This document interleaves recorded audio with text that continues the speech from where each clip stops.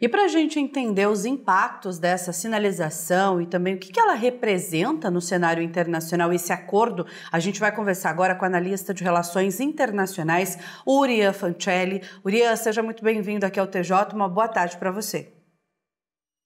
Boa tarde, um prazer estar aqui com vocês. Urian, eu já aproveito para te perguntar, o que muda na prática com esse anúncio, com esse acordo? Nós já vimos outros acordos de cessar-fogo justamente sobre Israel e Hamas. E é possível afirmar que dessa vez não será um acordo temporário? É uma pergunta para a qual a gente ainda não tem a resposta. Se eu tivesse que dizer o primeiro ponto que difere esse acordo dos outros, é que agora parece haver um movimento bastante claro no sentido de dar um alívio humanitário geral. Então, essa primeira fase do acordo agora, o que ela inclui?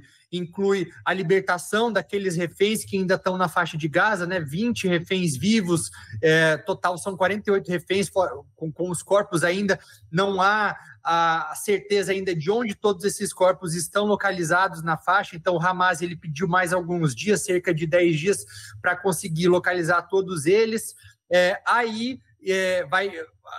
Em troca, Israel vai devolver cerca de 2.000 prisioneiros palestinos que estão presos por lá. Então, deve haver um alívio humanitário para a população de Gaza, ao mesmo tempo em que as famílias dos reféns vão ver essas pessoas voltando para casa. Agora, eu tomaria um pouco de cuidado de chamar isso que a gente está vendo de um acordo de paz, tá? Até mesmo porque existem alguns elementos que são bastante frágeis, até mesmo em relação ao desarmamento do Hamas, as fases seguintes, que ainda não foram negociados e que podem ainda significar um pouco de atrito no futuro. E vale lembrar mais um ponto também, aí eu concluo, que o fato de desocupar parte da faixa de Gaza por terra, ou seja, o fato de Israel ficar por trás daquela linha amarela que vai ser demarcada, não significa que Israel não vai mais em nenhum momento fazer nenhum tipo de ataque contra Gaza. Até mesmo porque a gente observou que ao longo dos últimos 2 anos, quando Israel entrou em conflito com o Hezbollah no Líbano, por mais que houvesse um acordo de cessar-fogo, eventualmente, quando as forças de defesa de Israel julgavam necessário, eles faziam ataques específicos, ataques aéreos contra o Líbano. Então, se houver algum tipo de movimentação que Israel julgue como sendo uma movimentação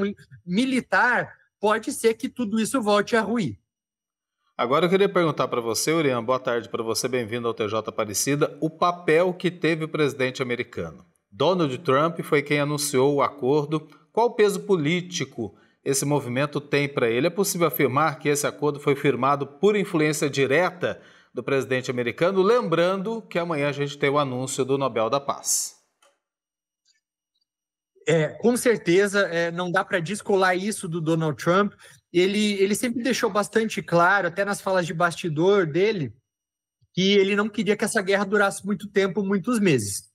E Israel, em um momento no qual o país está cada vez mais isolado internacionalmente, inclusive isolado, se a gente for levar em conta aqueles países que historicamente eram países aliados de Israel, países europeus que agora, na Assembleia Geral da ONU, algumas semanas passaram a reconhecer o Estado da Palestina. O cenário ele foi propício.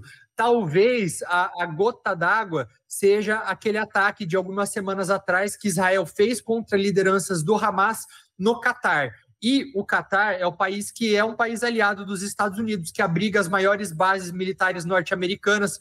Então, em uma viagem recente que o Netanyahu, primeiro-ministro de Israel, fez à Casa Branca, o que a gente tem de interpretação possível é que, nesse momento, o Donald Trump ele tenha pressionado o Netanyahu a aceitar esse acordo. Então, aceitou não por boa vontade, mas aceitou por pressão, porque ele entende que Israel... Que os Estados Unidos são um parceiro crucial de Israel e ele pode usar isso, inclusive, para tentar manter o seu governo de coalizão dentro do seu próprio país. Porque ele tem 2 ministros bastante radicais, do Bezalel Smotrich e o Itamar Ben-Gvir, que eram contra esse acordo. Inclusive, hoje, durante a votação no Gabinete de Segurança, eles disseram que votariam contra, mas agora, com essa pressão norte-americana, o Netanyahu pode justificar para dentro da própria coalizão por que ele teve que aceitar esse acordo agora.